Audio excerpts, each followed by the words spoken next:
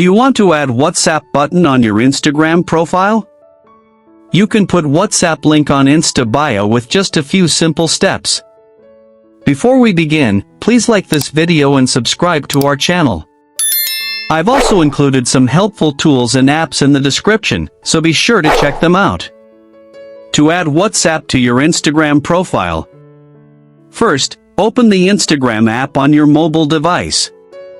Once you're on Instagram, go to your profile by tapping on your profile picture at the bottom right of the screen. Now, you are on your Instagram profile page. Tap on the Edit Profile button below your bio section. A new screen will appear with different options. On the Edit Profile screen, scroll down and tap on Add Link options. Here, you will see different fields to add your contact information. Tap on the Add WhatsApp Link button from here. A pop-up screen will appear. Enter your WhatsApp phone number with the correct country code.